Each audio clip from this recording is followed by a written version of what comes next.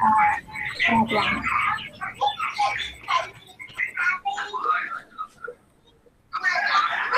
Lavoisier is a periodic table. In 1789, Anthony Lavoisier wrote Trait élémentaire de chimie, or Elementary Treatise of Chemistry, the first modern book about chemistry. Lavoisier defined an element as a substance that can be broken down into a simpler substance by a chemical reaction. Lavoisier's book contained a list of simple substances that Lavoisier believed could not be broken down further, which included oxygen, nitrogen, hydrogen, phosphorus, mercury, zinc, and sulfur, which formed the basis of the modern list of elements. In addition, it contained a list of 33 elements or substances that could not be broken down further. His list also including the light or lumiere and caloric, which he believed to be material substances. He classified these substances only into metals and non-metals. This is Lavoisier's list of simple substances, elements that Lavoisier thought cannot be broken down further. Dalton's periodic table. In 1803, John Dalton published his first list of elements when he printed his atomic theory and his early gas law work. His original list showed only 5 elements: hydrogen, oxygen, azote, and nitrogen, carbon, and sulfur, along with their atomic weights. Dalton attempted to create a system to symbolize the elements. Dalton's first list of elements, published in 1803, contained only 5 elements, far from the 106 elements that we have today.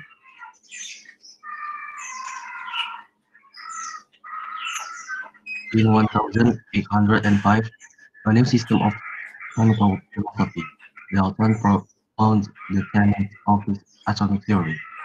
The chemical elements are made of atoms. The atoms of an element are identical in mass. Atoms of different elements have different mass. Atoms combine only in small, whole number ratios like 1/1, 1/2, 2/3, etc. Atoms cannot be created or destroyed. And then Dalton's atomic symbol. In Dalton's first list consists of only 5 elements, which are hydrogen, oxygen, next. Dalton's symbol were not much better than previous examples. However, Dalton's symbol did have some benefits. It showed how many atoms were present in the molecule. You can see the picture. Next. The symbol may look strange since they were not easy to remember and haven't been used since the work was published.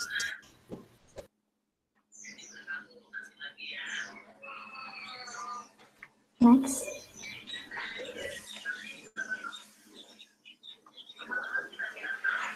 Thank you for listening to our presentation for today. I hope this benefits your knowledge in chemistry.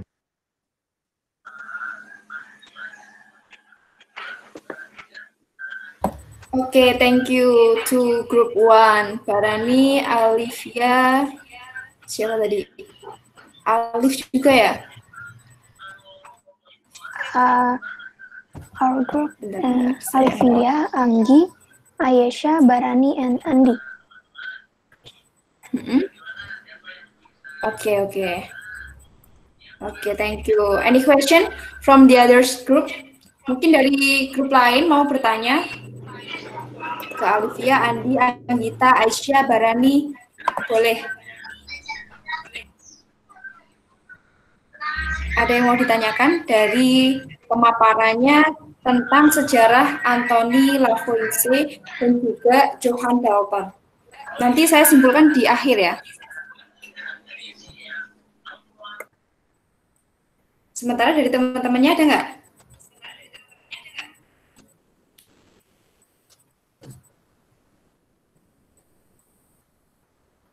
Halo? Belum ada, Bu. Gimana? Oke. Oke, terima kasih. Kalau belum ada, terima kasih sekali lagi buat kelompok 1. Oke, selanjutnya. Grup 2. Ail, Gabriela, Gamaliel, Hafiz, Hero. Hero. Berarti ini ya, pahlawan. Mana Hero?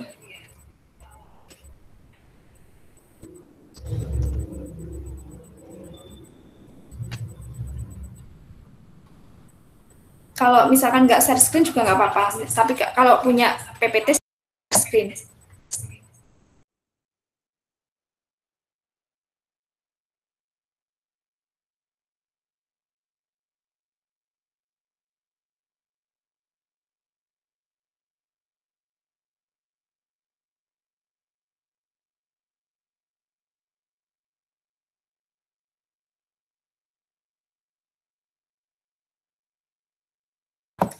Ayo, silakan kelompok 2. Ya, kami dari kelompok 2 akan mempresentasikan tentang Johannes Jacob Berzelius dan Johann Wolfgang Dobereiner. Next. Jadi, Johannes Jacob Berzelius adalah dia dikenal di Swedia sebagai Bapak Kimia Swedia. Mengapa? Dia terkenal karena penentuan massa atom dan unsur-unsur dengan akurat. Kemudian pada tahun 1813, dia menerbitkan sebuah esai tentang proporsi unsur dalam senyawa. Esai itu dimulai dengan deskripsi umum, memperkenalkan simbolisme barunya, kemudian memeriksa semua elemen yang diketahui, lalu memasukkan tabel bobot tertentu, dan diakhiri dengan pilihan senyawa yang ditulis dalam formalisme barunya. Kemudian pada tahun 1818, ia menyusun tabel berat atom relatif yang mencakup semua unsur yang diketahui pada saat itu. Lalu Johannes Jacob Berzelius juga menemukan lambang unsur yang sistemnya masih digunakan hingga saat ini.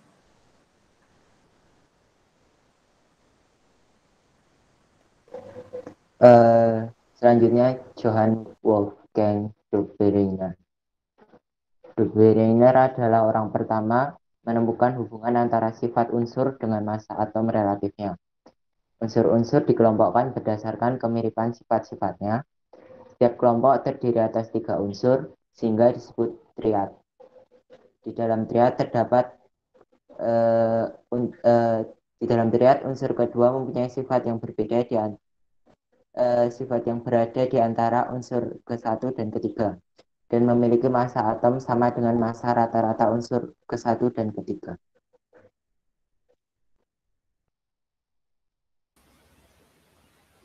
Jenis-jenis triade. Yang pertama yaitu triade litium, natrium, dan kalium. Triade kedua yaitu triade kalsium, strontium, dan barium. Dan triade ketiga yaitu triade klor, brom, dan yodium.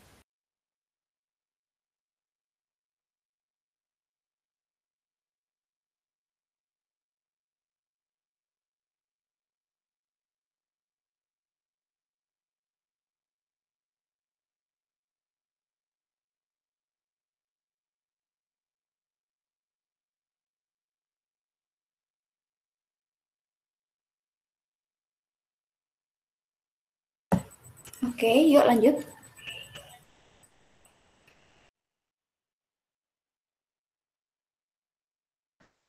Kemudian, kekurangan dan kelebihan teori Dobereiner.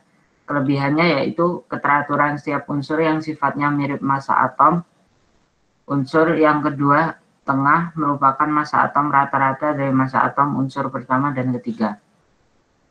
Kemudian kekurangannya yaitu kurang efisien, karena ada beberapa unsur lain yang tidak termasuk dalam kelompok triade, padahal sifatnya sama dengan unsur yang di dalam kelompok triade tersebut.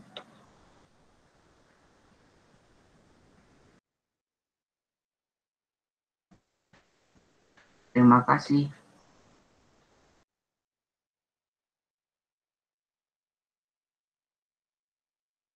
Oke, terima kasih Emo dan juga teman-temannya.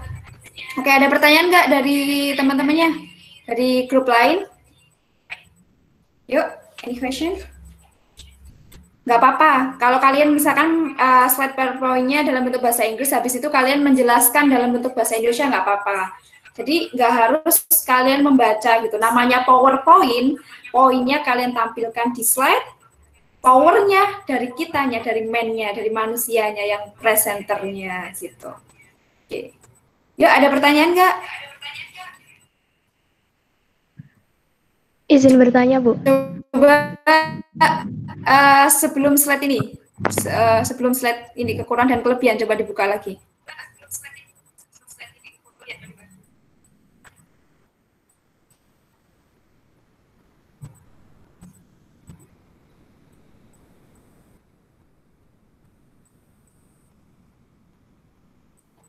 Ayo, bisa nggak ditampilkan? Sebelum slide kelebihan dan kekurangan. Tadi kelompok 2 menampilkan, nah ini dia, menampilkan ada litium, ada kalsium, ada klor. Ini dalam golongan berapa? Atau dalam periode? Kira-kira mereka dalam satu periode atau satu golongan nih? Litium, lalu kalsium, lalu barium. Lalu siapa nih? Klor.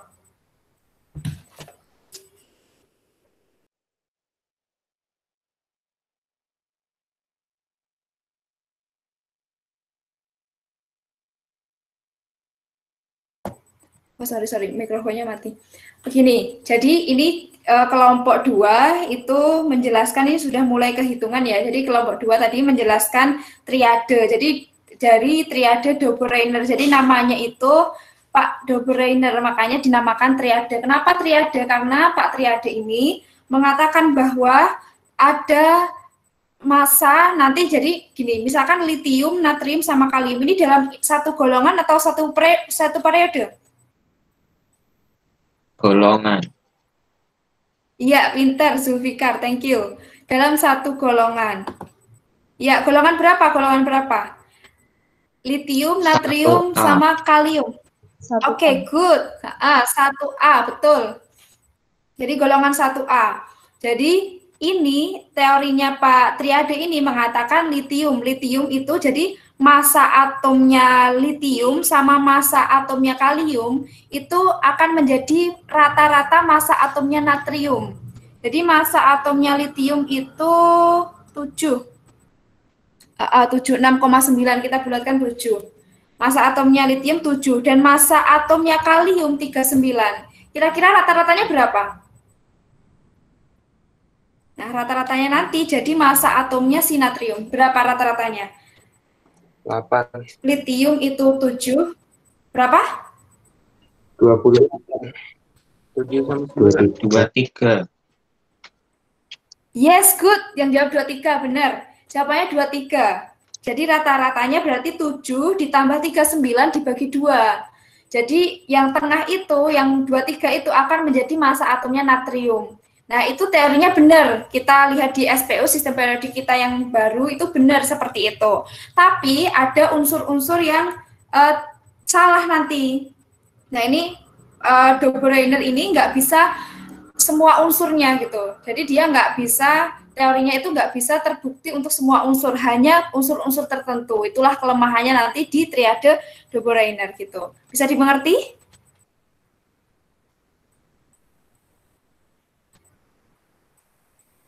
Bisa dimengerti ya? Atau masih bingung? Ini teorinya Pak triade Dobereiner. Oke, kalau nggak ada langsung ke kelompok 3. Silahkan kelompok 3.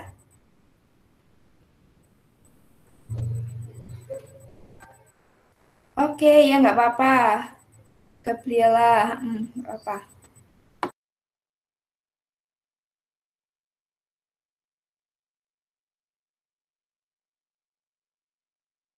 Yuk, langsung kelompok 3. Assalamualaikum warahmatullahi wabarakatuh.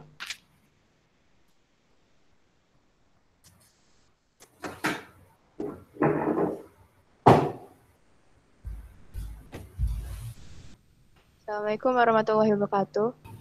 Waalaikumsalam warahmatullahi wabarakatuh. Waalaikumsalam warahmatullahi wabarakatuh.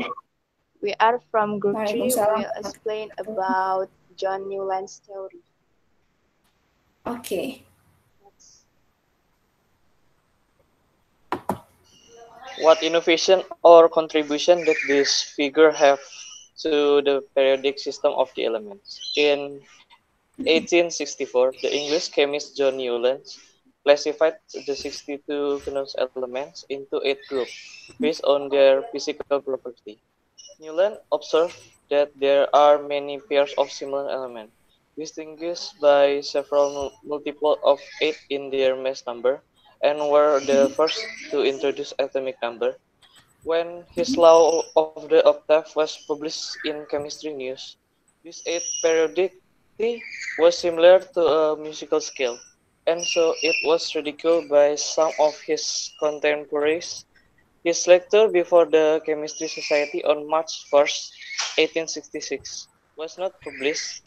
The Society defends its decision, saying that such a theoretical topic could invite controversy.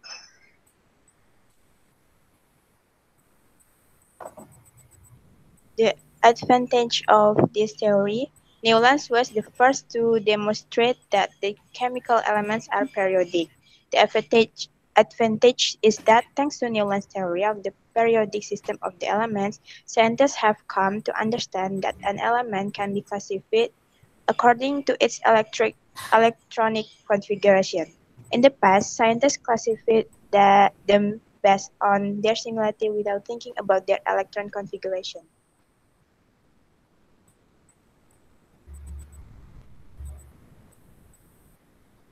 The disadvantage.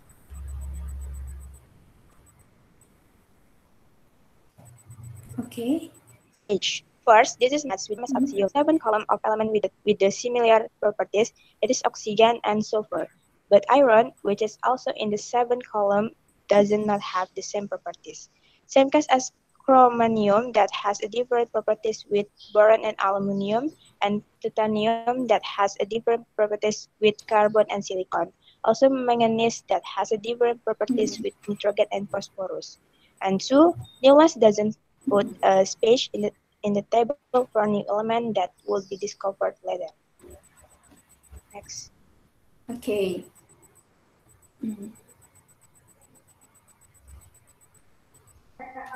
How to compile the periodic table according to Newland's.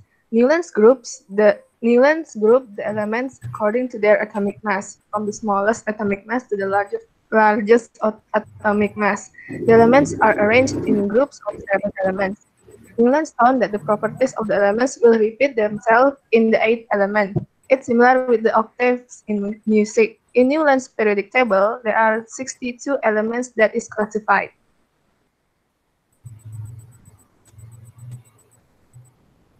Okay. The chemical elements are sorted from left to right. It turns out that the elements with 1 octave difference, first and 8 elements, second and 9 elements, show similar properties or groups of similar elements every 8 elements. If the count starts with Li, the 8th element is the Na element, and the 16th element is K. The elements Li, Na, and K have similar properties. Likewise, with the elements Be, Mg, and calcium, and Ca, Newland's grouping of elements in 1864 is known as the octave law. However, this theory is considered ridiculous by many people until 5 years later Dmitry Mendeleev introduced a form of the periodic table based on atomic mass.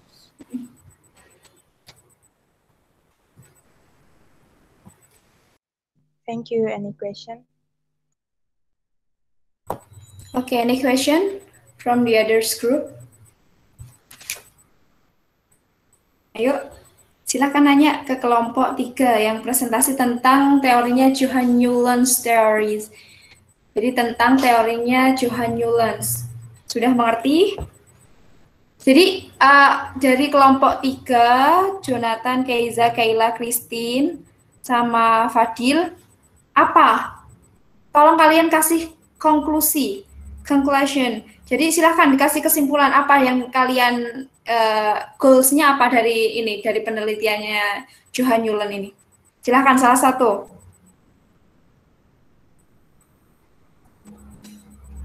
Kesimpulannya apa? Mungkin teman-temannya yang tadi nggak tahu karena semuanya bahasa Inggris dan tidak ada penjelasan ya, mungkin masih bingung.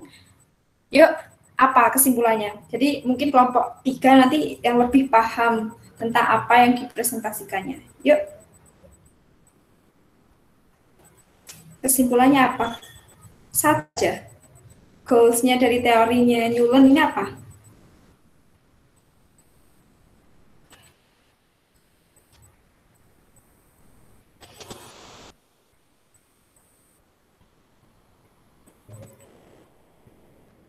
Ayo, Christine, Keiza. Ayo on mic. Nggak apa-apa, salah nggak apa-apa. Nanti saya bantu. Yuk. Jadi Newlands ini membagi unsur-unsur ini berdasarkan berdasarkan itu nomor masanya, dan itu persamaan karakteristiknya hingga ditemukannya law of the octave. Jadi dia seperti oktav, jadi setiap kelompoknya itu berisi 7. Ya, betul sekali. Terima kasih Keiza. Ya, jadi itu ya. Jadi ininya Octave Newland, hukum Octave Newland itu, mengelompokkan unsur itu berdasarkan kenaikan massa atomnya. Jadi kalau ada kalian tahu SPU, yang nomor massa itu yang besar, yang nilainya lebih besar itu nomor massa. Nah, yang kita gunakan untuk konfigurasi kemarin itu namanya nomor atom. Jadi yang nomor massa. Jadi si Newland ini menggunakan ini nomor massa.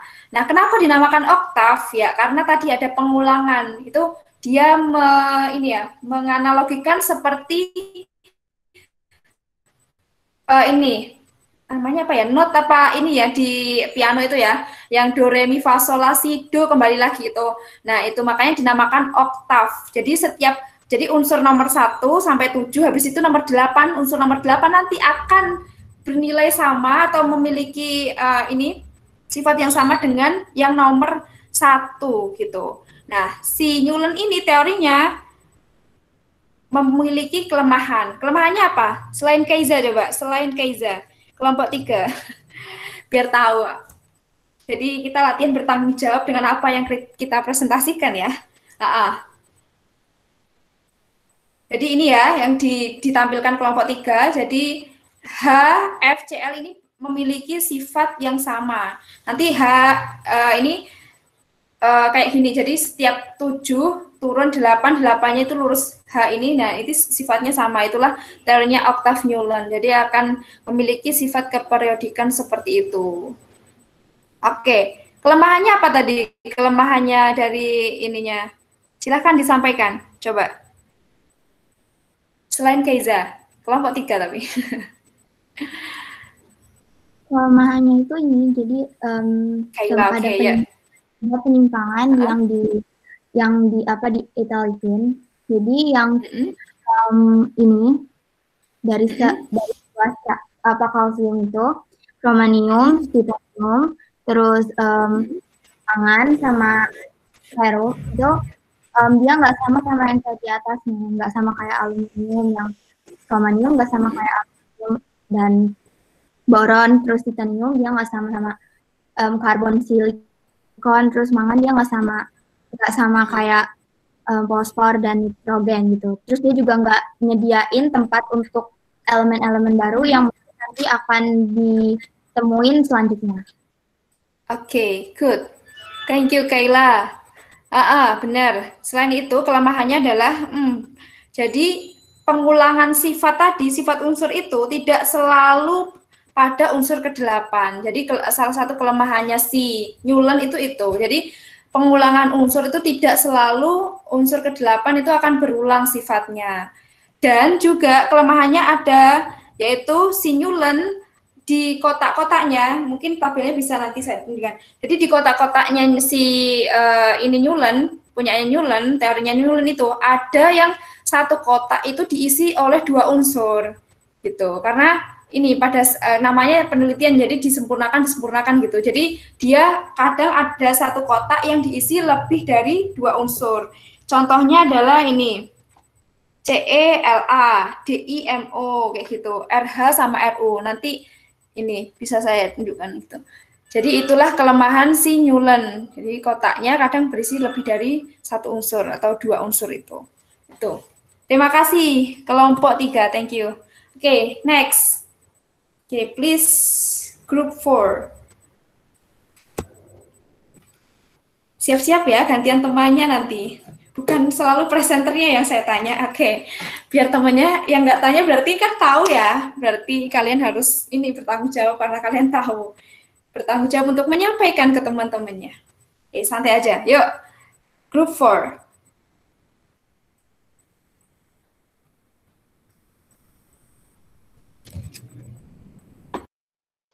Good morning, everyone.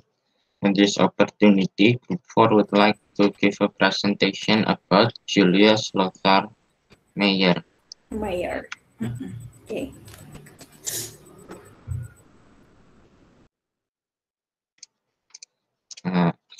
His full name is, as you know, is Julius Lothar Meyer. He was born in August 19, 1830 in Farel, Oldenburg, Germany, and he died in April 11, 1895, Tübingen. In 1864, he published the first version of his periodic table through his book, Die Moderne Theorien der Chemie.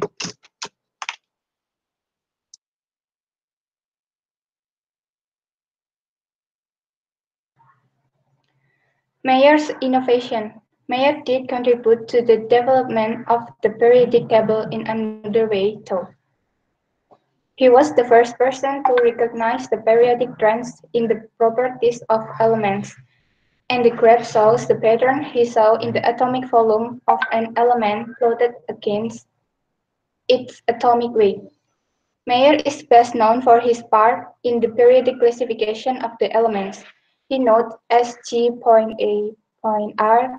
Newland did in England, that if the elements were arranged in the order of their atomic weights, they fell into a group of similar chemical and physical properties repeated and at periodic intervals.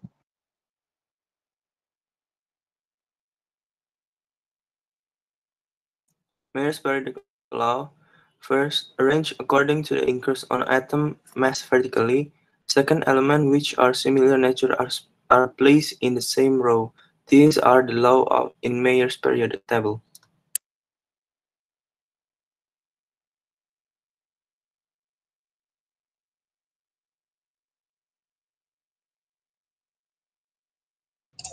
The advantages and the disadvantages of Meyer's periodic table. The advantages are this periodic table is simpler and easier to understand than Mendeleev's periodic table, and Meyer classified elements through their valency, not their mass. And for the disadvantage of Meyer's periodic table is Meyer's periodic table almost same with Mendeleev's periodic table. So Meyer's just like do plagiarism with Mendeleev's table, and because it's almost same, the disadvantage and advantage of those tables might be same. Maybe the fifth group can explain it with more details after this. And that was our presentation. Thank you for your attention. Okay, thank you. Thank you kelompok group 4. Okay, any question from the others group?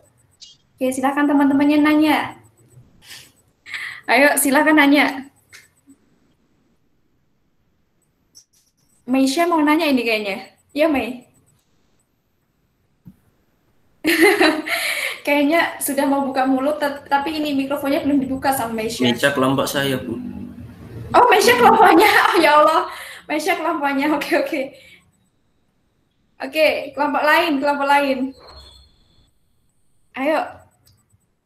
Masa perlu ditunjuk? Tanya. Fadil deh, coba Fadil. Apa yang Fadil dapatkan tadi, Fadil? Dari pemaparannya kelompok 4. Ayo, Fadil. Ya, Bu. Ya. Ayo, Fadil. Jadi kan tadi katanya yang siapa ini namanya? Fadil namanya.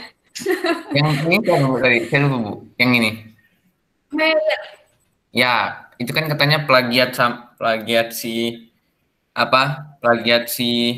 Mendeleev, tapi kok lebih gampang dipahami. Oke, itu nanya atau ini? Nanya atau ngasih conclusion? Nanya, Bu. Soalnya kan katanya katanya kan plagiat kan. Tapi kok kenapa lebih mudah dimengerti? Kan sama harusnya. Oke. Silahkan kelompok 4, silahkan dijawab. Yuk.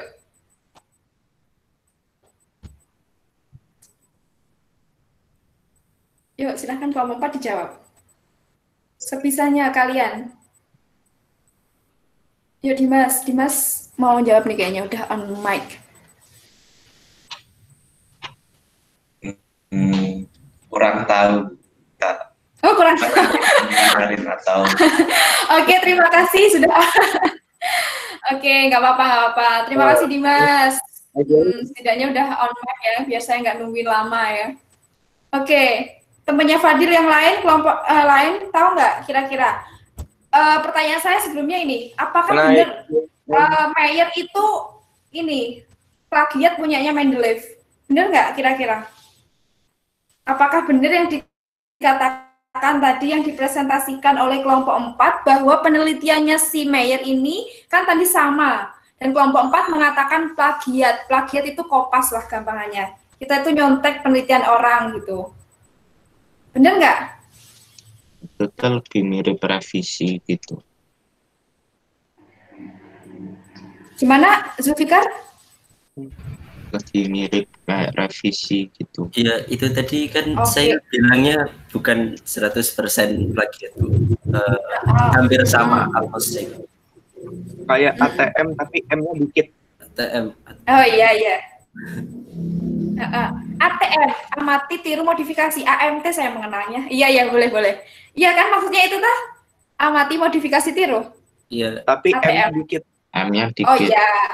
Oke. Terima kasih Rizky, Aska, Zulfikar. Oke, gitu ya Fadil. Jadi sebenarnya gini ceritanya. Si Meyer sama Mendeleev itu emang penelitiannya dan apa yang menjadi konklusi dari penelitian mereka, risetnya itu emang sama. Cuman bedanya apa? Bedanya adalah sebenarnya mereka itu tidak plagiat. Jadi benar-benar si Meyer sama Mendeleev ini melakukan penelitian secara terpisah gitu, nggak satu laboratorium dan nggak satu ini negara juga. Jadi mereka itu melakukan penelitian terpisah, tapi ketika ini si Meyer ini mempublikasikan penelitiannya itu tahun 1870, sedangkan Mendeleev itu 1869. Jadi 1 tahun setelah Mendeleev publikasi, Meyer ini publikasi. Cuman sebenarnya Meyer sama Mendeleev penelitian itu mereka satu sama lain itu tidak saling tahu gitu ya. Mereka tidak saling tahu, tidak tahu juga kalau si Mendeleev yang di negara sana itu juga melakukan penelitian yang seperti ini.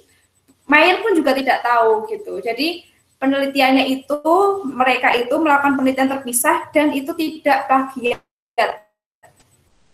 Tapi penelitiannya mereka itu saling melengkapi, cuman nanti kita lihat yang punyanya Mendeleev seperti apa. Jadi kalau si Meyer itu mengelompokkan unsur berdasarkan apa tadi? Berdasarkan apa?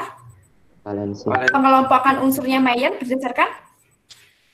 Valensi. Apa? Rizky, yang keras? Valensi. Valensi. Yang berat. Massa atom dan juga sifat-sifat fisika. Massa atom. Yang lain? Rizky, massa atom dan berat, sifat fisika, Bu. Massa atom dan sifat fisika. Oke. Ya, benar jawabannya Salsa ya. Jadi yang ini jadi si Mayer ini mengelompokkan unsur berdasarkan kemiripan sifatnya, sifat atom-atom itu dan juga kenaikan massa atom gitu. Jadi sifatnya ketika mirip itu dikelompokkan gitu sama si Mayer dan dikelompokkannya dia di dalam apa? Di dalam kolom atau golongan. Jadi lajur vertikal itu namanya golongan. Jadi dia mengelompokkan atom-atom itu dalam lajur yang sama. Ketika lajur yang sama, dia berikan satu kolom. Nah, itu pengelompokan menurut si Mayer ini tadi. Oke, lanjut si Mendeleev. Oke, group 5. Come on. Mau share screen nggak? Fadil gimana? Sudah menjawab apa belum, Fadil? Nanti kalau belum terjawab nanti. Sudah, Bu. Oke. Sudah terjawab. Oke. Yuk, kelompok 6. Oke.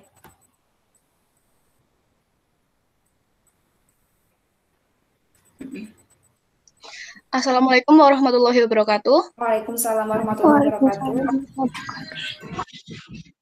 Selamat pagi. Di sini kami dari kelompok 5 akan mempresentasikan tentang sistem periodik Mendeleev. Terdiri dari saya, Najma, lalu Naswa, Rakeh, Mai, dan Raffi. Fahim.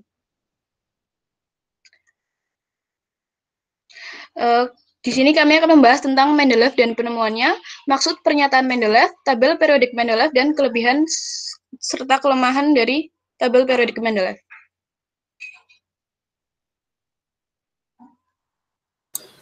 Mendeleev dan penemuannya. Pada tahun 1869, Dmitri Ivanovich Mendeleev mengklasifikasikan unsur secara logis dan ilmiah, lalu menyatakan bahwa sifat-sifat unsur merupakan fungsi periodik dari massa atom relatifnya.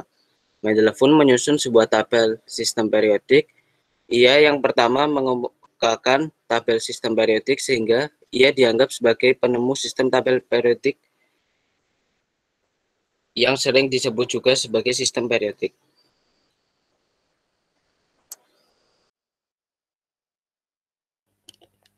Maksud pernyataan Mendeleev.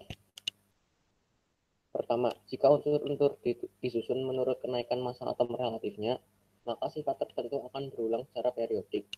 Yang kedua, Mendeleev menempatkan unsur-unsur yang mempunyai kemiripan sifat dalam satu lajur vertikal atau kolom yang disebut golongan. Yang terakhir, lajur-lajur horizontal atau baris, yaitu lajur tempat unsur-unsur disusun berdasarkan kenaikan massa atom relatifnya, disebut periode.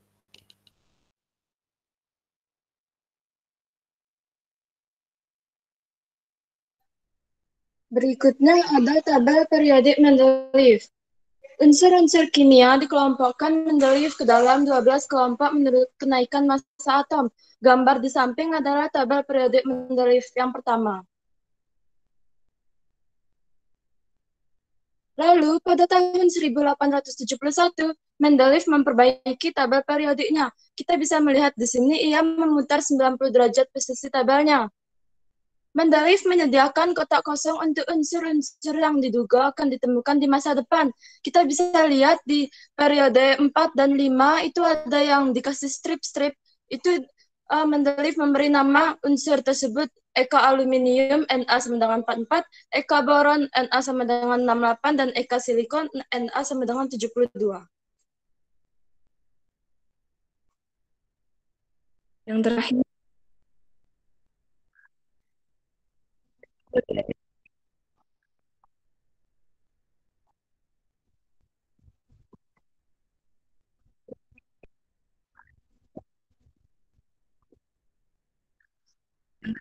Halo.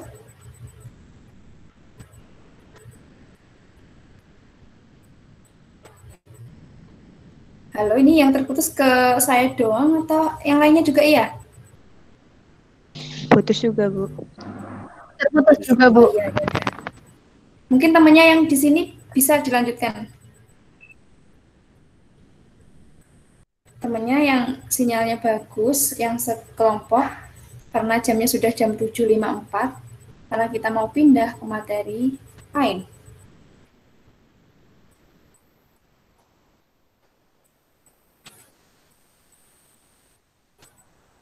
Berikutnya kita bisa melihat ada kelebihan dan kelemahannya. Pertama, kelebihannya, satu, sifat kimia dan fisika unsur dalam satu golongan mirip dan berubah secara teratur. Kemudian, valensi tertinggi suatu unsur sama dengan nomor golongannya. Yang ketiga, dapat meramalkan sifat unsur yang belum ditemukan pada saat itu dan telah mempunyai tempat yang kosong untuk diisi nanti. Kemudian kelemahannya, satu, panjang periode tidak sama dan sebabnya tidak dijelaskan. Dua, beberapa unsur tidak disusun berdasarkan kenaikan massa atomnya. Contoh T kurun 128 sebelum I kurun 127, harusnya kan ion duluan kan. Nah, yang ketiga, selisih massa unsur yang berurutan tidak selalu 2, tetapi berkisar antara 1 dan 4 sehingga sukar meramalkan massa unsur yang belum diketahui secara tepat. Keempat, valensi unsur yang lebih dari 1 sulit diramalkan dari golongannya. Dan yang terakhir, penyimpangan unsur hidrogen dari unsur yang lain tidak dijelaskan.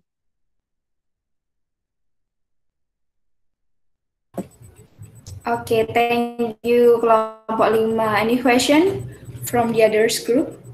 Ya, silahkan teman-temannya. Halo. Ya. My Silakan. question is what differences between Mayer periodic table and Mendeleev periodic table? Oke, siapa tadi? Rizky ya? Yes. Yes. Oke. Silakan. Kelompok berapa ini? Kelompok 5 ya? Kalau misalkan belum dengar, bisa diulang lagi. Bisa minta tolong diulang lagi.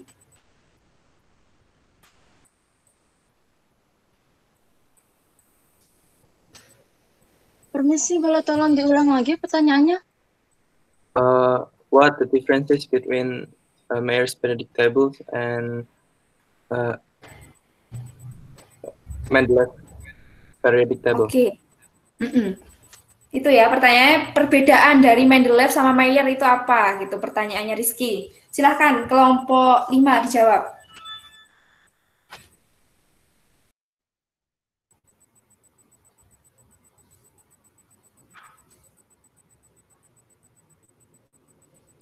Nggak usah di stop share screen dulu ya, nggak apa-apa. Yuk silahkan kelompok 5 tahu jawabannya? Bedanya apa sama yang tadi punyanya Mayer?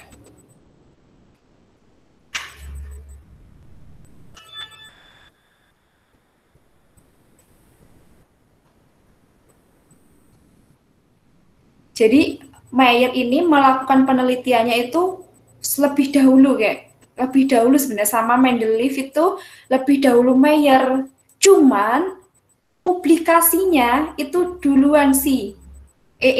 Jadi penelitiannya ya, si Mayer itu lebih utama dari Mendeleev. Jadi lebih duluan si Mayer. Cuman publikasinya duluan si Mendeleev gitu. Kesalahannya Mayer itu adalah ketika dia sudah menemukan inovasinya itu, dia nggak jelas langsung dipublikasikan gitu. Misalkan kalian, punya penemuan apa, kayak pada saat itu yang saya bahas itu ya di grup itu, Jepang mengembangkan aftur bahan bakar pesawat dari kotoran kelinci. Langsung harus dipatenkan, harus masuk haki seperti itu. Jadi untuk menghindari plagiat atau nanti ketika ide itu diadopsi sama orang lain gitu, itu dipublikasikan dulu. Itu nanti kalau kalian mau publikasi itu udah lemah karena sudah miliknya orang lain gitu. Dianggap itu bukan penelitian kalian karena yang publikasi duluan teman kalian kayak gitu. Nah, itu kesalahannya Mendeleev itu tidak langsung, kesalahannya si Mayer itu nggak langsung dipublikasikan gitu. Setelah Mendeleev publikasi, setahun setelahnya baru si Mendeleev ini ikutan, Mayer ini ikutan gitu. Oke, udah ketemu belum jawabannya kelompok 5? Apa perbedaannya? Coba tadi di kelebihan dan kekurangan. Coba di slide sebelumnya, dibuka slide sebelumnya. Oke. Ini ya, Gimana kelompok 5? Kalau nggak bisa, bilang aja nggak apa-apa. Nanti saya bantu. Halo, Bu. Ya, Nurmaidah, bisa? Ya, jadi perbedaannya itu kan Mendeleev meletakkan beberapa unsur menyimpang dari aturan urutan massa. Jadi biar unsur-unsur tersebut cocok dengan sifat-sifat tetangganya dalam tabel. Ia membetulkan kesalahan beberapa nilai massa atom dan meramalkan keberadaan dan sifat-sifat beberapa unsur baru dalam sel-sel kosong di tabelnya. Inilah yang tidak ada di tabelnya si Mayer itu. Terus, Mendeleev juga menyusunnya berdasarkan kenaikan massa atom, sedangkan Mayer berdasarkan kurva perbandingan volume terhadap massa atom. Terima kasih. Oke, terima kasih Nurmaidah. Rizky, gimana, bisa diterima? Terima. Oke, itu benar yang dikatakan Nurmaidah tadi. Selain itu, si Mayer, penelitiannya Mayer itu tidak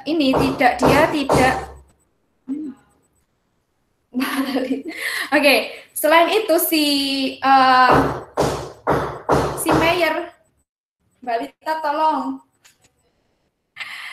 Oke, mohon maaf ya, lagi di kosan soalnya.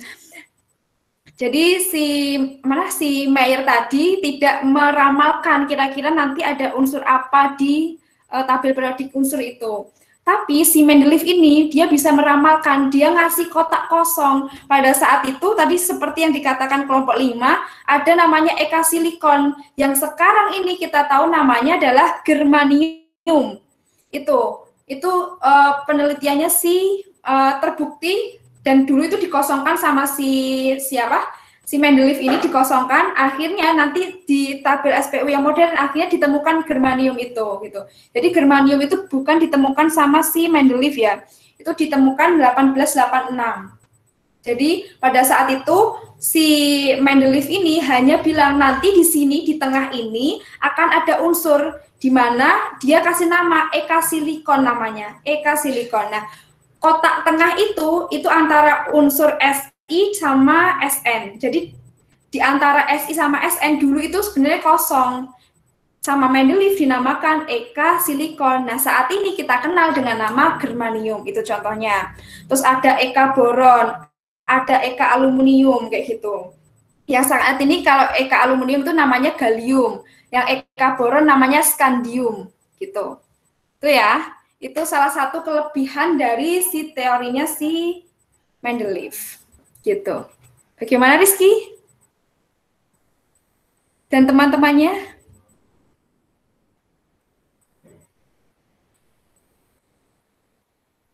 Halo? Setuju. Oke, setuju. Oke, terima kasih. Oke, next. Terakhir ya kayaknya. Punyanya Mosley. Ayo, bisa share screen kelompok selanjutnya.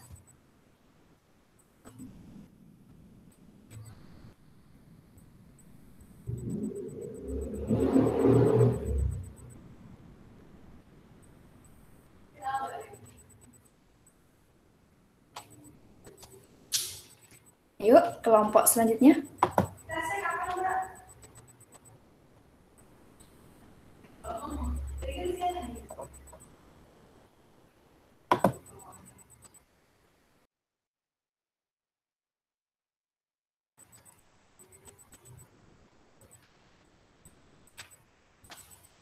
Yuk, kelompoknya siapa ini? Mau share screen nggak?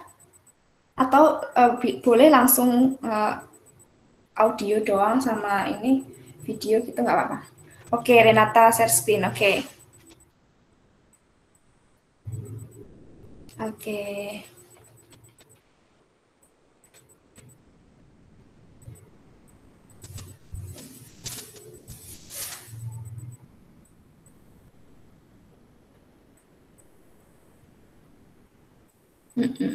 Oke, udah bisa terlihat.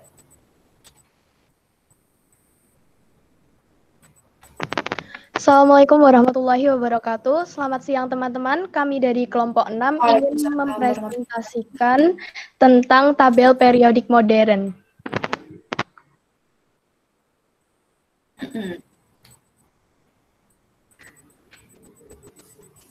Oke, ini terakhir. Oke. Waktunya tersisa 5 menit ya, karena udah kepotong 1 menit. Yuk.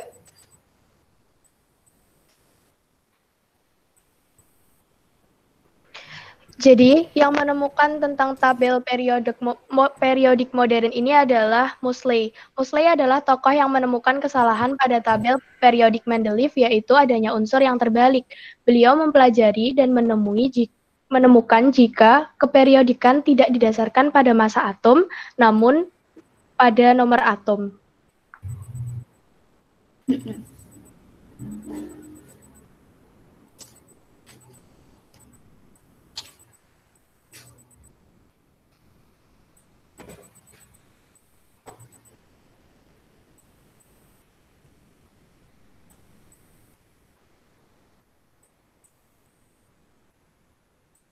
Ayo, lanjut. Tabel periodik unsur.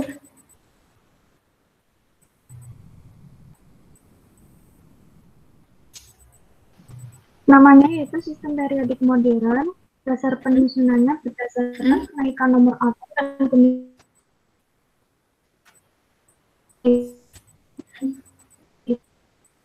sifatnya. IAC, International Union of Pure and Applied Chemistry.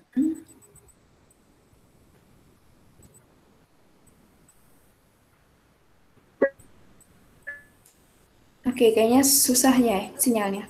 Putus-putus. Iya, Bu, sepertinya Rena mengalami lag, Bu. Oh. Bisa, Ibu. Iya, bisa. Ini temannya bisa membantu biar lancar. Bisa Ya, dibacakan temannya nggak apa-apa? Lanjutkan. Verino. Ya. Jadi nama itu sistem periodik modern atau yang biasa juga dikenal dengan sistem periodik bentuk panjang. Dasar penyusunannya yaitu hukum periodik atau kenaikan nomor atom. Tata nama unsurnya diatur oleh aturan tata nama IUPAC atau International Union of Pure and Applied Chemistry. Sistem periodik unsur modern yang disebut juga sistem periodik bentuk panjang ini terdiri atas 7 periode dan 8 golongan. Periode 1, 2, dan 3 disebut periode pendek karena berisi sedikit unsur, sedangkan periode lainnya disebut periode panjang. Periode pendek yaitu meliputi periode 1, 2, 3. Periode 1 terdiri atas 2 unsur, periode 2 terdiri atas 8 unsur, periode 3 terdiri atas 8 unsur. Sedangkan untuk periode panjang, yaitu periode 4 terdiri atas 18 unsur, periode 5 terdiri atas 18 unsur, periode 6 terdiri atas 32 unsur, serta periode 7 belum lengkap. Nah, unsur dengan nomor atom 58 hingga 71 dan 90 hingga 103 dikeluarkan dari tabel dan ditempatkan di bawah tabelnya.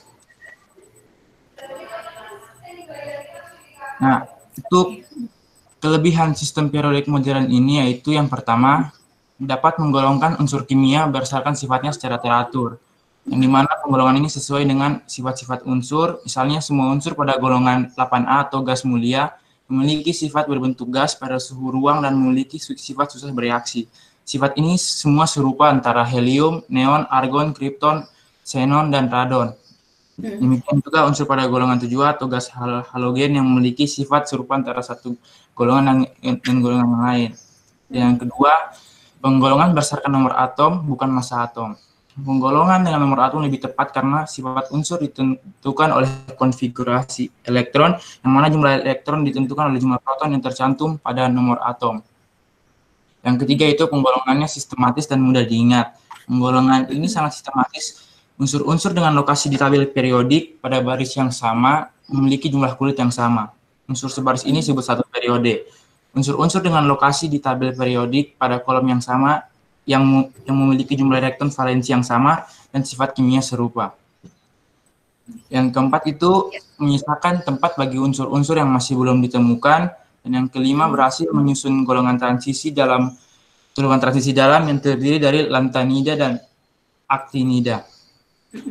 Serta kelemahan sistem periodik modern, kami menemukan beberapa sumber bahwa yang pertama, posisi hidrogen masih diperdebatkan. Karena hidrogen memiliki sifat mirip alkali ataupun halogen. Sifat mirip halogen ini adalah bentuknya yang berupa gas pada suhu ruangan dan memiliki satu kekurangan elektron pada kulit terluar. Sementara sifat mirip alkali adalah jumlah elektron terluar sebanyak 1 dan kemampuan membentuk senyawa dengan halogen. Dan yang kedua yaitu selama ini belum ada kekurangan baik pada susunan tabel maupun peletakan setiap unsurnya. Sehingga tabel periodik modern terus digunakan hingga sekarang. Saya izin menambahkan sedikit. Tadi disebutkan bahwa di atom nomor 110 itu belum ditemui nama unsurnya. Di nomor unsur ke 110 sampai 118. Namun berdasarkan kabar terbaru bahwa sudah ditemukan unsur-unsur yang mengisi kolom unsur tersebut, yaitu ada unsur DS, RG, CN, NH, FL, MC, LV, TS, dan OG yang mengisi kotak-kotak kosong tersebut. Sekian. Sekian dari kelompok kami. Mohon maaf bila ada kesalahan. Saya tutup. Terima kasih. Wassalamualaikum warahmatullahi wabarakatuh. Waalaikumsalam warahmatullahi wabarakatuh. Terima kasih kepada kelompok 6. Yuk, silakan teman-temannya mau tanya. Alif sudah menyalakan mikrofon, dimatikan lagi. Ayo. Ayo silakan teman-temannya. Mau ada yang ditanyakan? Ini sistem periodik modern yang saat ini kita pakai. Yang ada 7 periode dan 18 golongan. Ada golongan apa aja? Di sistem periodik modern ada golongan apa aja? Ada golongan apa aja?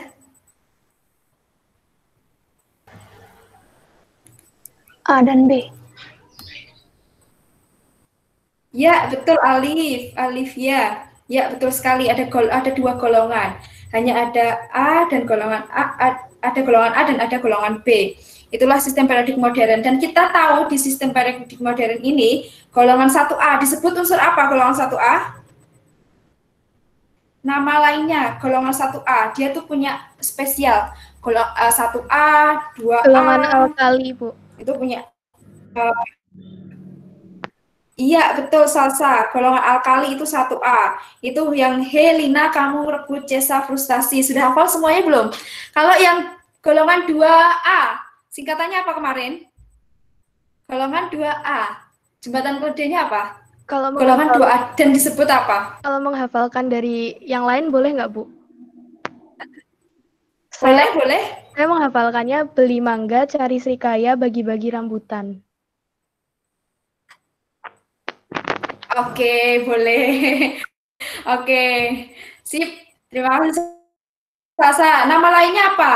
Nama lainnya kalau golongan 1A alkali, golongan 2A namanya apa? Itu sistem periodik modern. Jadi nanti kalau kalian ada yang bilang gurunya alkali, itu berarti golongan 1A. Namanya apa golongan 2A? Alkali tanah.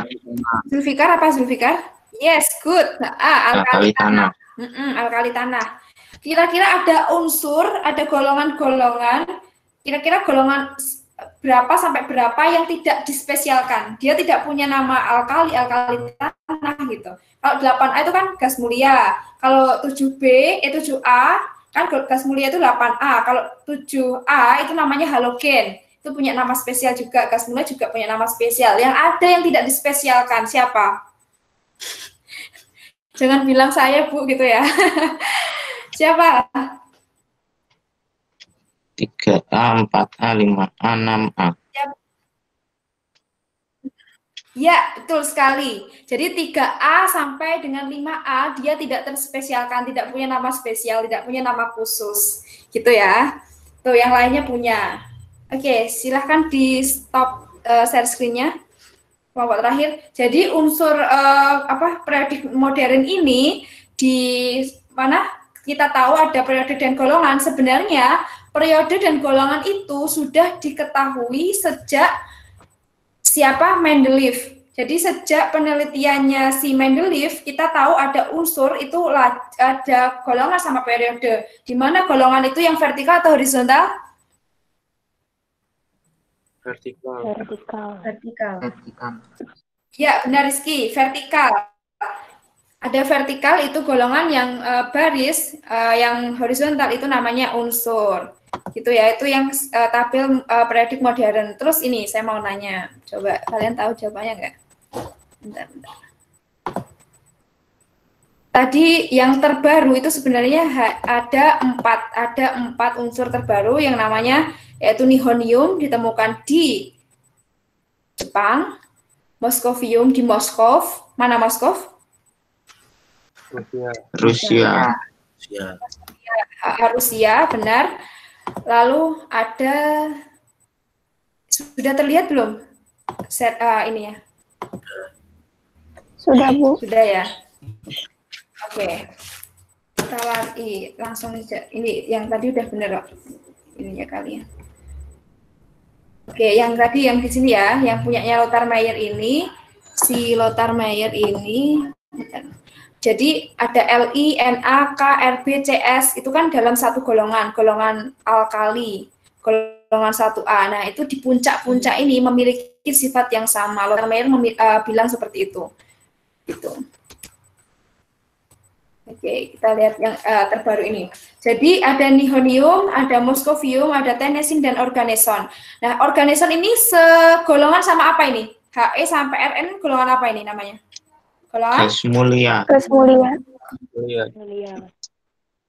Gas mulia. Kira-kira oke, ini masuk gas mulia nggak? Belum diketahui. Oke, masuk gas mulia nggak? Enggak. Tidak apa ya? Kayaknya enggak. Kayaknya enggak. Kenapa enggak?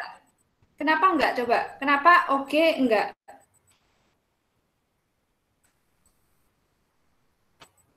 Kenapa? Karena merupakan unsur radioaktif, bukan, Bu? Iya, ya itu benar unsur radioaktif selain itu. Tapi kurang 100% benar ya. Tapi ya itu unsur radioaktif benar. Rn itu juga unsur radioaktif. Logam. Jadi radon radioaktif. Ya, betul sekali. Logam radioaktif, tepat jawabannya. Zulfikar ya? Yeah. Jadi kenapa itu tidak digolongkan gas mulia? Namanya gas, berarti kan dia fasenya, bentuknya, wujudnya itu kan gas. Helium sampai Rn sampai radon itu bentuknya gas. Nah, organeson itu bentuknya padatan. Gitu. Makanya dia tidak diakui sebagai gas mulia. Dan kita hanya mengetahui gas mulia hanya ada 6 Argentina karena senat runtuh gitu. Nah, nama lainnya nihonium itu dulu di tabel periodiknya si Meyer, si Meyer itu namanya adalah dulu dikasih nama Meyer, benar-benar di Mosley yang terakhir, yang itu namanya adalah ununtrium, UUT benar. Kalau organeson apa namanya dulu? UUO. UUO, ya betul, UUO. Yaitu ununoctium itu ya. Jadi dulu namanya UUS, UUT, UUO kayak gitu. Nah itu. Nah sekarang udah ganti nama nihonium, moskovium ini, tennesin dan juga organeson gitu. Oke, kalian tahu MR nggak? MR, tahu MR? Enggak, Bu. Enggak. MR itu massa atom relatif.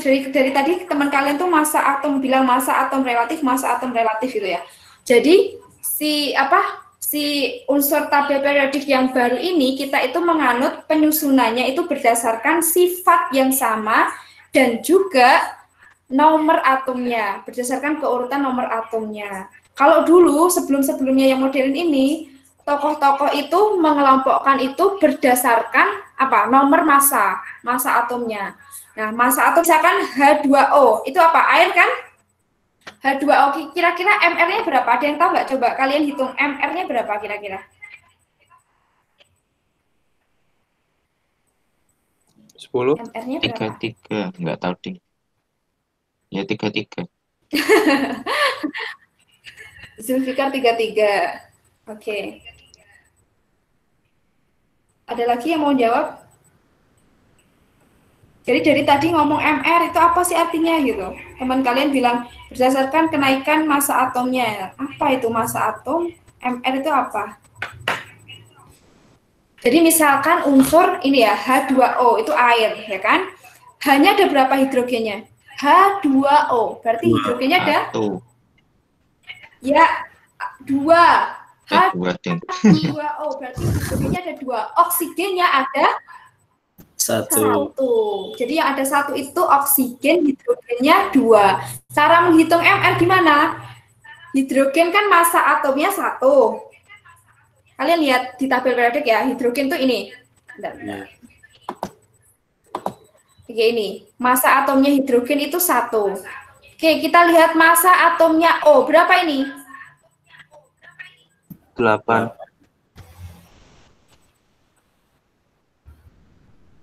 Ini sorry. Ini nomor atom yang diketahui di sini. Oke, kalau hidrogen benar massa atomnya 1. Kalau oksigen massa atomnya bukan 8. Ini nomor atom ini. Nomor masanya atau massa atomnya oksigen itu 16. Berarti kalau hidrogennya H2O, hidrogennya 2, oksigennya 16, berapa jumlahnya? 18.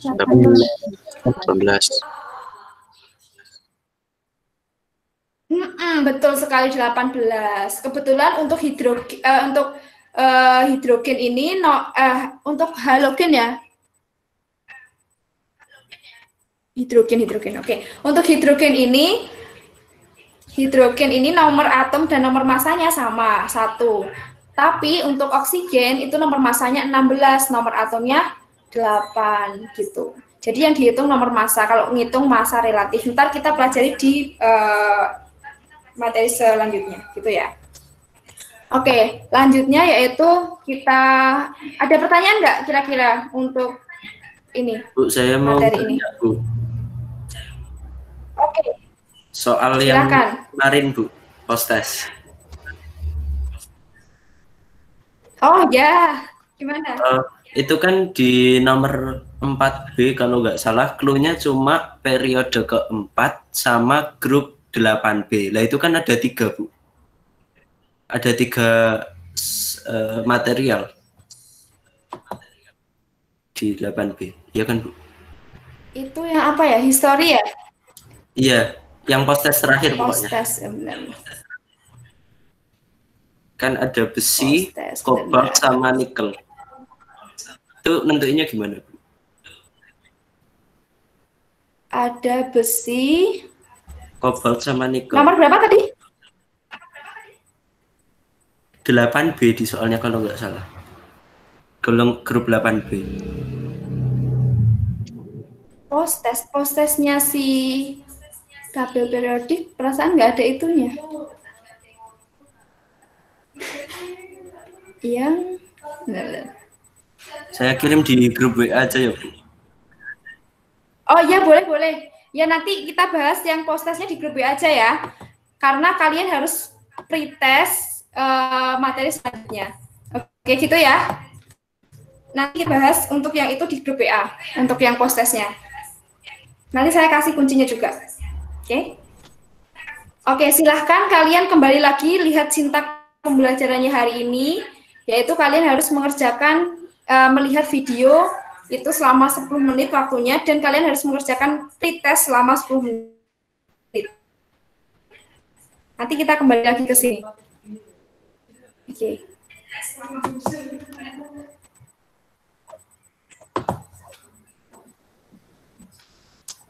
Oke, ini videonya bisa dimatikan dulu nggak apa-apa, atau kalian mau live dulu nggak apa-apa.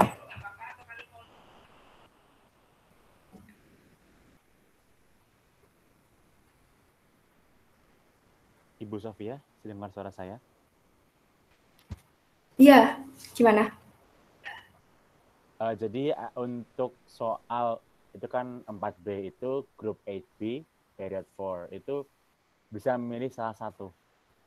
Ada 3 kolom. Ambil salah satu saja tidak masalah. Oh, yang mana sih, Pak? Yang Nomor? Jadi itu Bu yang nomor 4B. 4B.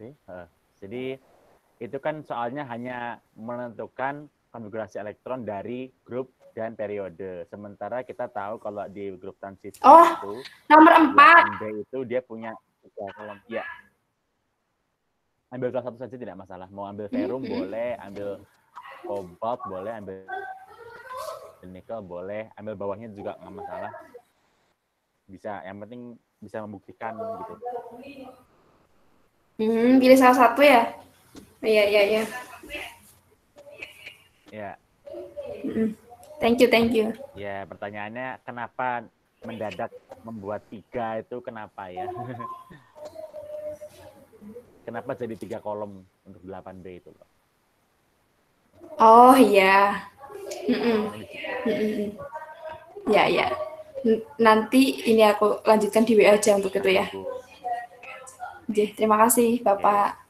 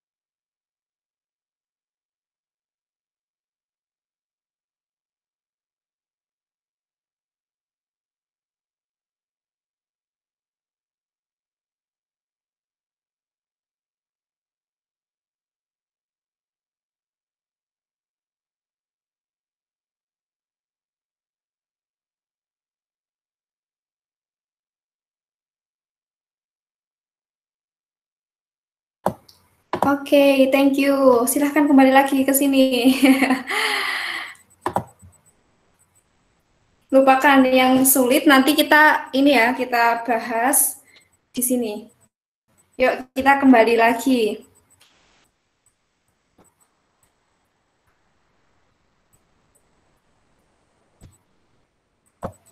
Ayo, silahkan.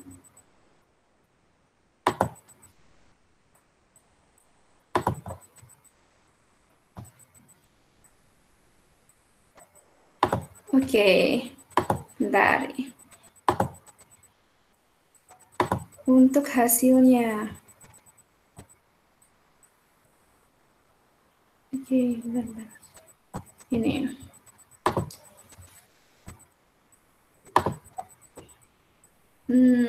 Oke. Ya.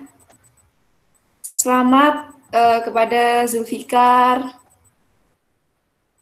Tita, Hero, Andi, Eil, Aska, Raffi, dari 10, 3, 4, 5, 6, 7, 8, Keiza, Kamail, Jonathan, tapi yang 60%-nya banyak ya, Jonathan, Permaida. Oke, nggak apa-apa, tetap semangat, nggak apa-apa. Oke, kita buka. Ini nanti untuk ini kayaknya kita nggak bakalan selesai karena cukup ini ya materinya. Tapi nggak apa-apa, nanti saya buatkan ini video. Nanti ada slide PPT-nya, jadi kalian bisa memahami. Nanti kalau nggak tahu bisa ditanyakan di grup PA. Oke, slide PPT-nya sudah terlihat?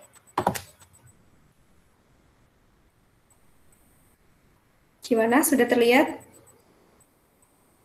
Sudah, Bu. Oke, sudah.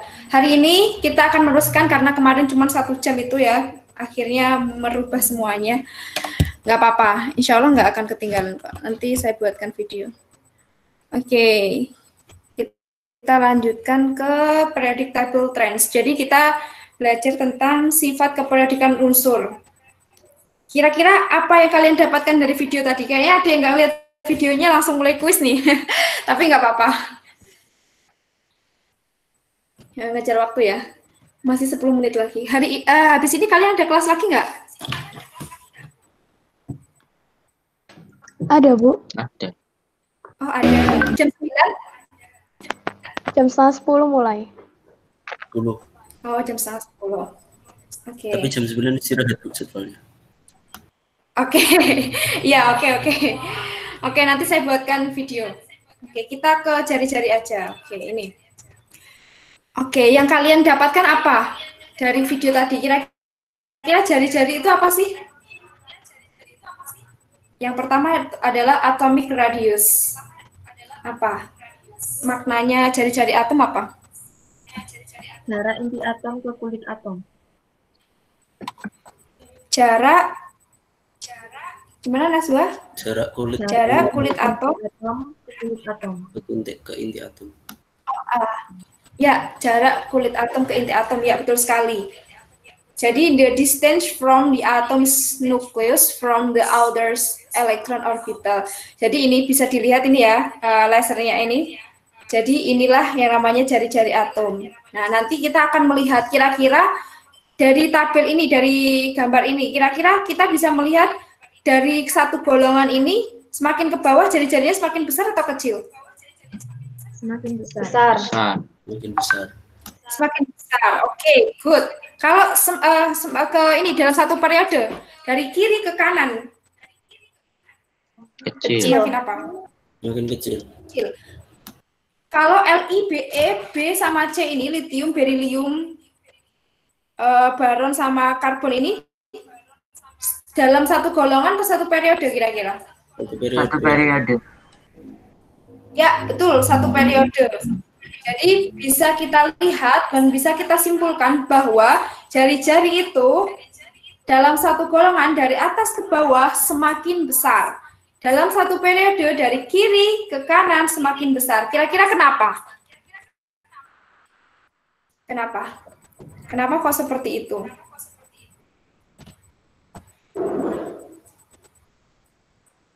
Kenapa kok bisa dari atas ke bawah semakin besar, dari kiri ke kanan semakin kecil?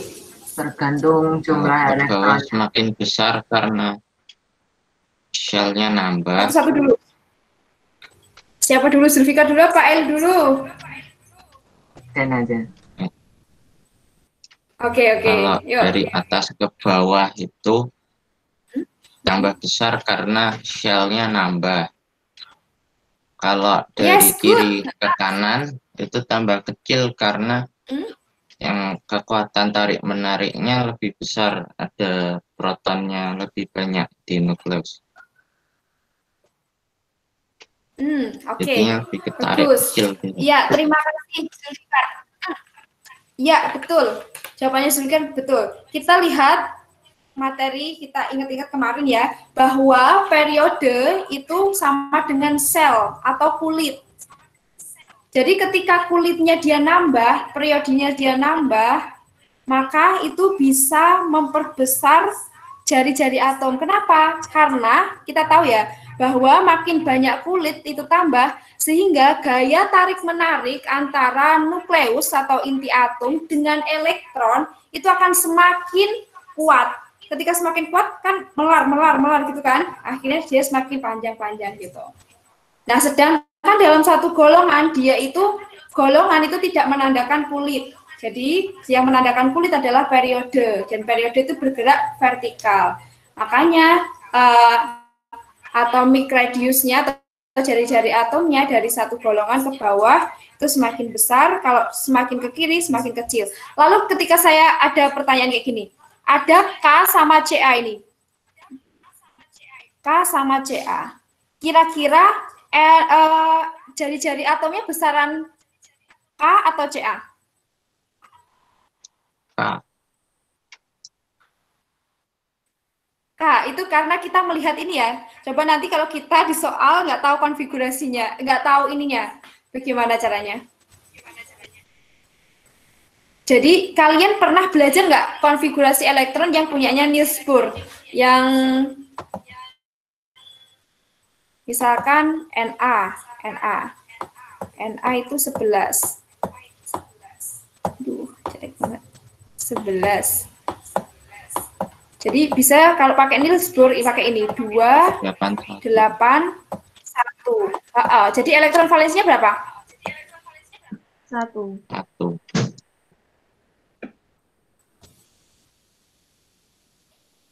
Iya.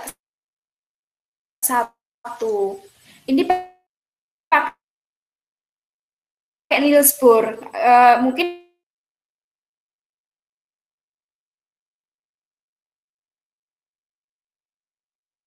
yang SMP pernah dapat atau yang belum SP saja. SD nggak bisa. Jadi golongan yang BB itu nggak bisa. Hanya golongan A saja. Oke, ini kita lihat ya. Grafiknya ini kita lihat. Li, Na, K, Rb, Cs. Ini dia dalam satu apa? Dalam satu? Golongan.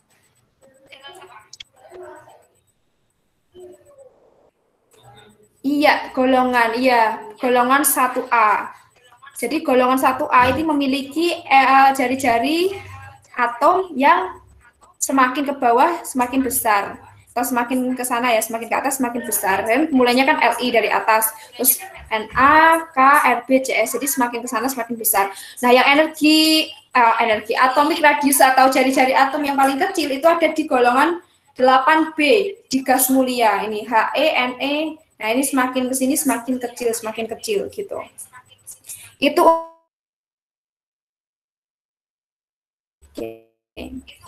ini. Jadi untuk jari-jari kalau kalian pengen ini.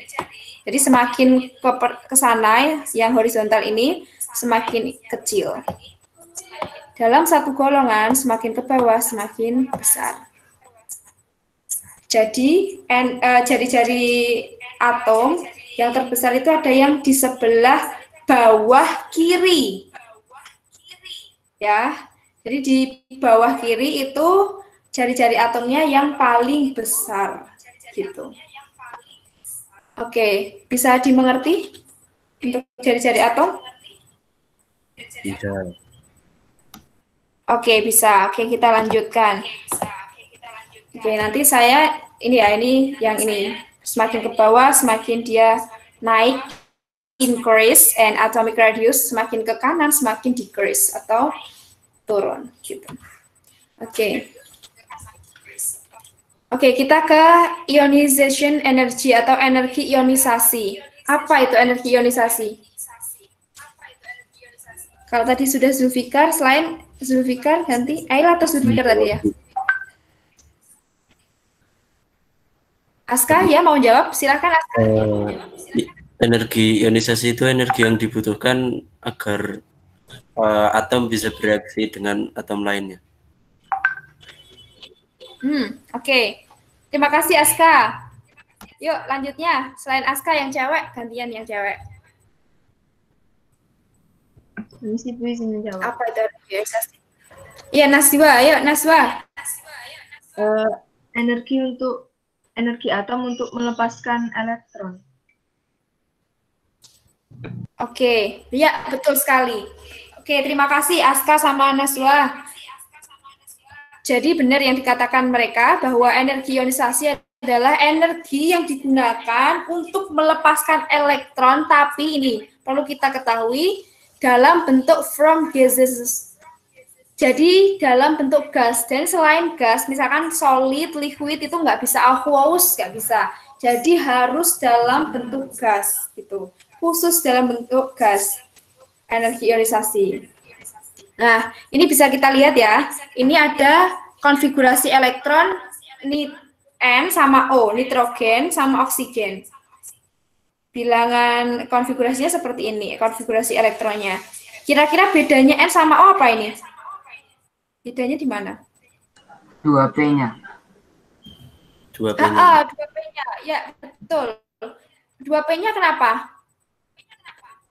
Selisih 1 elektron. Ya, selisih 1 elektron besaran mana? O kan? Nah, O punya 4. Ya, ini yang di kotak-kotak yang diorbitalkan ini yang 2P-nya saja ya. 1s2, 2s2 enggak saya ini. Jadi ini bisa dilihat. Jadi yang elektron valet ini 2P ini punya 4 elektron, sedangkan yang nitrogen hanya punya 3 elektron gitu. Kira-kira besar mana energi ionisasinya nitrogen sama oksigen?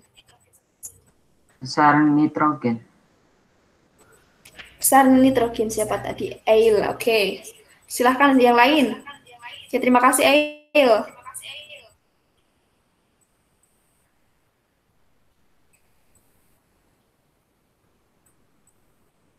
Oke, selain Ayla yuk. Oke, habis ini tak tutup ya. Karena udah jam 9.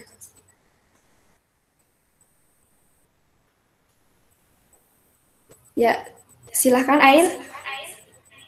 Silahkan Ail. Silahkan yang lainnya. Ada nggak? Halo? Oke, baiklah kalau nggak ada, nggak apa-apa. Jadi gini, energi ionisasinya N sama O, itu N sama O itu terletak di dalam satu periode yang sama. Nanti kalian lihat di sistem periodik unsur. Nah ini ya, N sama O. Dia terletak dalam satu periode yang sama, di periode 2. Ini periode 1, ini periode 2, di sini.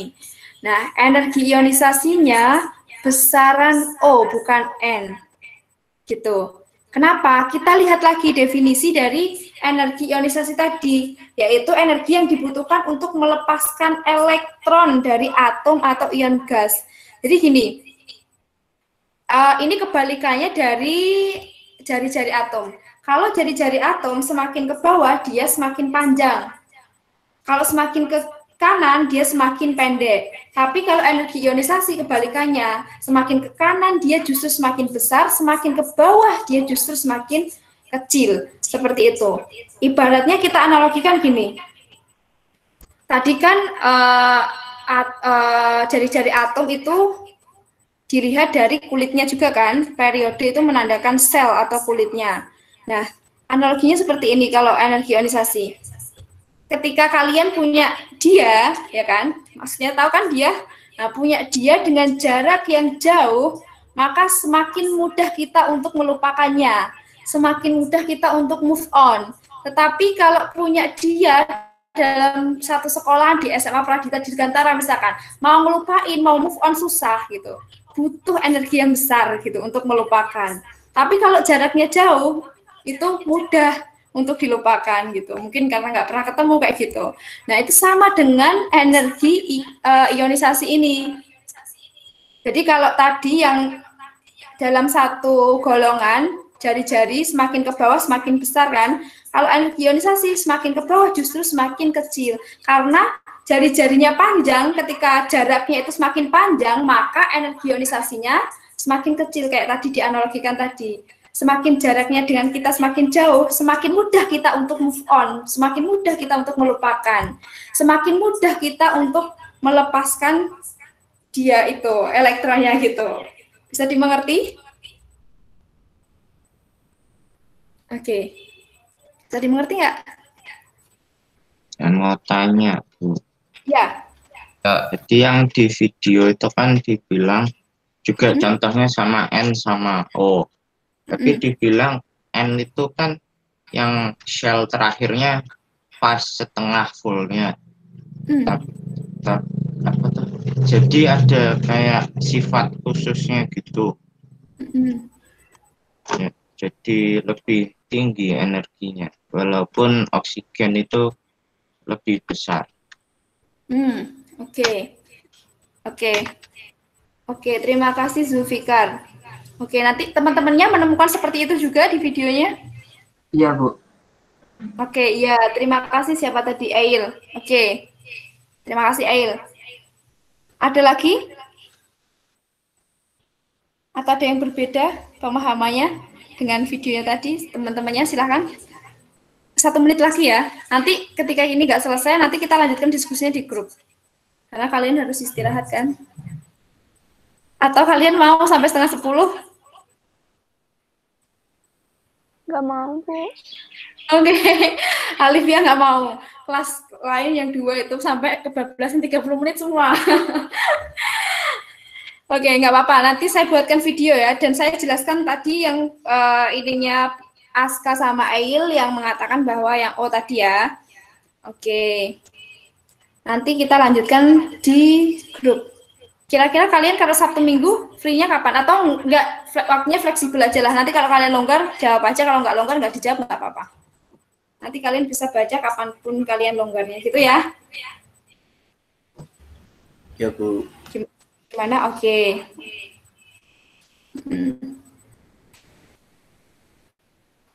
Ada pertanyaan? Oh ya ini, bentar-bentar. Ini saya jelaskan yang ini. Jadi, kalau energi ionisasi kayak ini Be, Mg, Ca, Sr, Ba, ini kan di dalam satu golongan. Jadi dalam satu golongan dia tuh semakin cenderung turun, energi ionisasi semakin ke bawah, dalam satu golongan semakin turun. Kalau semakin ke kanan semakin naik. Nah ini contohnya adalah NaCl. Na itu nomor atomnya berapa Na? 11 kan? Nomor atomnya Na itu 11. Jadi bisa kita tulis dengan 2, 8, 1. Sedangkan Cl itu 17, ditulis 2, 8, 7. Nah, ini harus membentuk oktet atau duplet. Oktet itu berapa? Duplet itu 2, oktet itu 8. Harus membentuk 8 biar stabil seperti gas mulia. Nah, 1 ini untuk ke 8 itu susah, makanya dia melepaskan elektron 1, melepaskan 1 elektron. Yang 7 ini untuk ke 8 daripada dia membuang 7, itu kan butuh energi yang besar ya. Ya mendingan dia nambah 1. Jadi yang 4 ke atas itu menambah elektron agar 8. Jadi menambah 1. Jadi makanya Na itu muatannya plus karena kehilangan 1 elektron. Elektron kan negatif. Karena Na kehilangan 1 elektron, Na jadi positif. Makanya dinamakan elektropositif, sedangkan Cl namanya elektronegatif. Karena kenapa? Karena Cl menambah 1 elektron, sehingga membentuk Cl-. Makanya bergabunglah Na plus sama Cl-, terbentuklah garam dapur atau NaCl. Gitu ya. Oke, terima kasih. Ada pertanyaan nggak?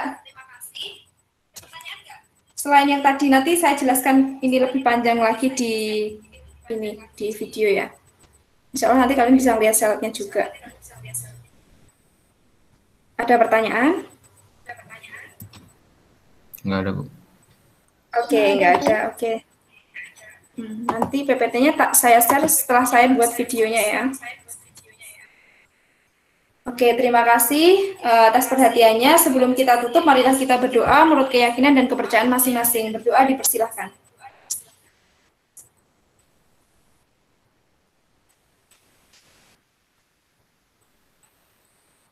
Berdoa selesai. Terima kasih. Wassalamualaikum warahmatullahi wabarakatuh. Tetap semangat.